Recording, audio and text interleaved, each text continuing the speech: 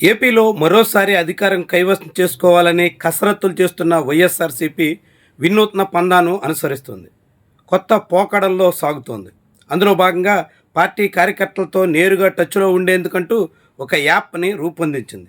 Jagan 2.0 super app పేరుతో ఆ party తెర మీదకి తీసుకొచ్చింది. ఆ పార్టీ యాప్ ప్రకటించిన వెంటనే దాదాపుగా గంటలోనే 25,000 మంది డౌన్లోడ్ చేసుకున్నారు అంటూ కూడా చెప్పుకొచ్చింది. అంతేకాకుండా 24 గంటలు గడవక ముందే లక్షలాదిగా జనాలు ఆ యాప్ డౌన్లోడ్ చేసుకుని వినియోగిస్తున్నారు అని కూడా చెబుతోంది. ఇలా ఏమైనప్పటికి కూడా ఇప్పుడు జగన్మోహన్ రెడ్డి ఇలా యాప్ ఏర్పాటు చేయడం వెనుక టీవీకే విజయ్ ప్రభావం ఉందా అనే అభిప్రాయం కూడా చాలామంది వ్యక్తం చేస్తున్నారు. టీవీకే విజయ్ కూడా ఇదే తీరున మై టీవీకే పేరుతో ఒక యాప్ రూపొందించారు. ఆ యాప్ ద్వారా ఆయన అనేక మందికి కనెక్ట్ అయ్యే ప్రయత్నం చేశారు. ఇప్పుడు జగన్మోహన్ రెడ్డి కూడా లీడర్తో క్యాడర్ని అనుసంధానించడానికే ఈ యాప్ అన్నట్టుగా చెప్తున్నారు. అంటే టీవీకే ప్రయోగించినటువంటి బాటలోనే ఇప్పుడు జగన్మోహన్ రెడ్డి పందా ఉండబోతుందా అనే సందేహం చాలామందికి కలగొచ్చు. ఇలా పార్టీలు యాప్స్ రూపొందించి కార్యకర్తలతో నేరుగా కార్యాచరణకు పూనుకోవడం అన్నది ఆంధ్రప్రదేశ్లో ఇప్పటికే తెలుగుదేశం పార్టీ అనుసరిస్తుంది. మై టీడీపీ పేరుతో ఆ పార్టీ యాప్ కొనసాగుతుంది. ఆ యాప్ ద్వారా అనేక రకాలుగా పార్టీ నిర్మాణ వ్యవహారాల్ని పర్యవేక్షిస్తున్నారు. కార్యకర్తలు ఏ ఏ కార్యక్రమాల్లో పాల్గొన్నారని కానీ, లేకుంటే ఆయా బూత్ లెవెల్ ఇన్ఛార్జీలు ఎలాంటి పరిస్థితుల్లో ఉన్నారని కానీ, ఓటర్ల జాబితా దగ్గర నుంచి సకల పార్టీ సెటప్ అంతా మై టీడీపీ యాప్ ద్వారానే నిర్వహిస్తున్నారు. అంతకుముందు బీజేపీ కూడా నా మో అనే పేరుతో ఒక యాప్ని తీసుకొచ్చింది. కాంగ్రెస్ పార్టీ కూడా ఐఎన్సి సందేశ్ అనే పేరుతో కార్యకర్తలకు తమ వివరాలని వెల్లడించడం కోసం ఒక యాప్ నడుపుతోంది. ఇలా వివిధ పార్టీలు యాప్స్ ద్వారా తన పార్టీ క్యాడర్తో కనెక్ట్ అయ్యే ప్రయత్నాలు చేస్తున్నారు. అయితే వీళ్ళందరినీ మించి టీవీకే విజయ్ పూర్తిగా యాప్ ద్వారా చాలా మెరుగైన ఫలితాలని సాధించారు.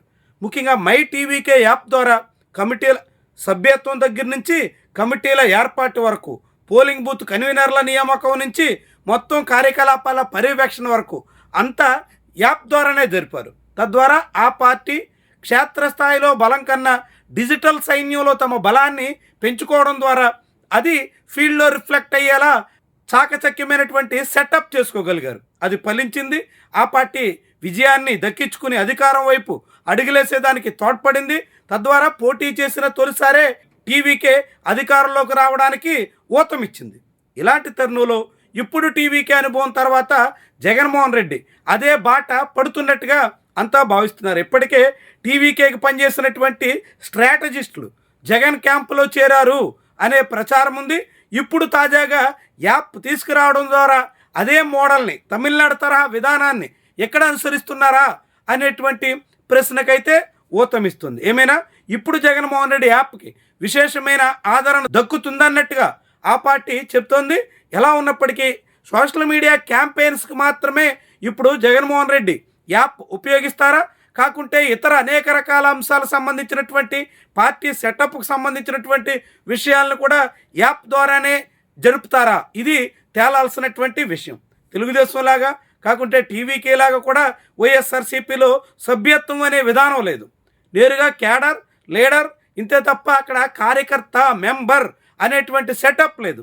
ఈ తరుణంలో ఇప్పుడు జగన్మోహన్ రెడ్డి యాప్ తీసుకొచ్చినటువంటి నేపథ్యంలో ఎలా కార్యకర్తలతో నేరుగా జగన్మోహన్ రెడ్డికి అధినేతకి సంబంధాన్ని లింక్ చేస్తారు, ఏ తీరున సాగుతారు అన్నది కూడా చూడాల్సి ఉంది. ఏమైనప్పటికీ జగన్మోహన్ రెడ్డి ఇన్నాళ్ళుగా తన 5 ఏళ్ల అధికారంలో ఉండగా చేసినటువంటి పొరపాట్లని ఇప్పుడిప్పుడే సరిదిద్దుకుంటున్నారా అనేటువంటి అభిప్రాయానికైతే అనేక మంది వస్తున్నారు.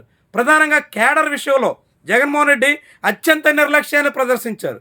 తన విజయం కోసం కష్టపడినటువంటి పార్టీ శ్రేణుల్ని చాలామందిని నిర్లక్ష్యం చేశారన్న అభిప్రాయం ఉంది. ఈ తరుణంలో 2024 ఎన్నికల నాడు అనేక మంది కాడొదిలేశారు.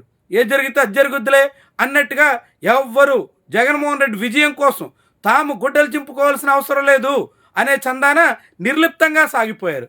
దాంతో దాని ప్రభావం వైఎస్ఆర్సీపీ మీద పడింది. వైఎస్ఆర్సీపీ ఘోర పరాభవాన్ని మూటగట్టుకుని కనీసంగా ప్రతిపక్ష హోదా కూడా దక్కలేనటువంటి స్థాయిలో మిగిలిపోయింది.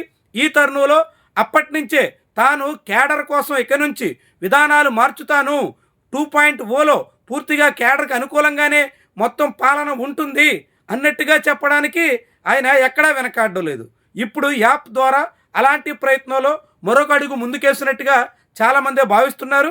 గతంలో కూడా ఇలాంటి యాప్ ఒకటి తీసుకొచ్చి ఎవరికైనా ఫిర్యాదులున్నా, ఎవరికైనా అన్యాయం జరిగినా గ్రీవెన్సెస్ అన్నీ అందులో పోస్ట్ చేయొచ్చు అని చెప్పారు. కానీ ఆ యాప్ అంతగా ఫలించిన దాఖలాలు, ఆ యాప్ మీద అసలు ఎక్కడ పెద్ద చర్చ అయితే కూడా లేదు. ఇప్పుడు తీసుకొచ్చినటువంటి యాప్ ద్వారా మెరుగైన ఫలితాలు వస్తాయి అని వైఎస్ఆర్సీపీ ఆశిస్తోంది.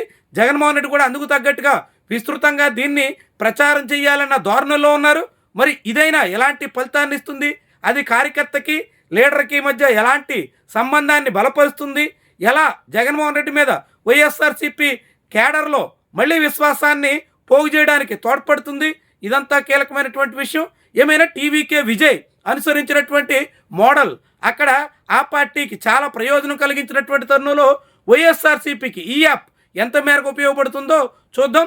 జగన్ 2.0 సూపర్ యాప్ ఎలాంటి ఫలితాన్ని దక్కించుకుంటుందో ఎదురు చూడాల్సినటువంటి అంశం.